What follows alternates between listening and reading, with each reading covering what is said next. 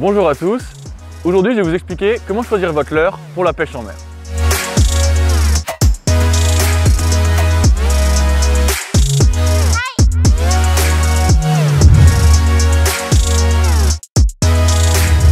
On commencera par les leurres pour pêcher en surface, puis par les leurres pour pêcher entre deux eaux et on finira avec les leurres pour pêcher en profondeur.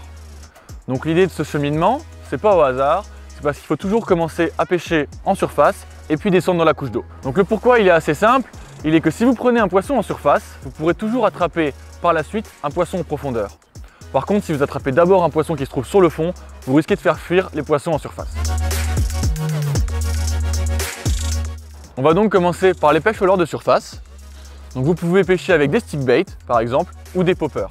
Donc si vous repérez notamment des chasses avec des poissons qui sont très actifs en surface ou alors si vous pêchez dans des zones peu profondes. Si les poissons ne sont pas actifs en surface, vous pourrez alors descendre dans la couche d'eau avec des leurres intermédiaires. Vous pourrez commencer par des leurres de type jerkbait, comme celui-ci, qui sont flottants, qui peuvent être bruiteurs ou non, ou des casting jigs. Ces leurres vont émettre beaucoup de vibrations et vont vous permettre de déclencher des attaques chez les poissons.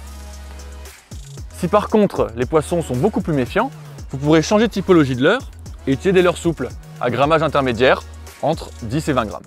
Que vous pourrez animer en dents de scie ou en linéaire.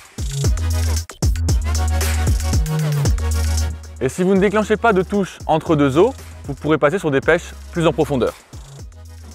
Donc pour ces pêches, je vous conseille deux types de leurres.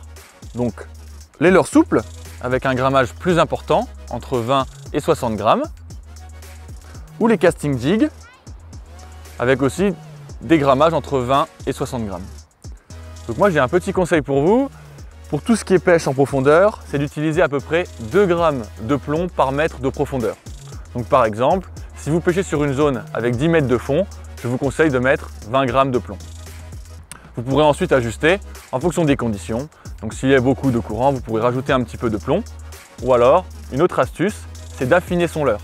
C'est-à-dire utiliser le même grammage, mais un corps beaucoup plus fin pour permettre au leurre de plonger plus rapidement.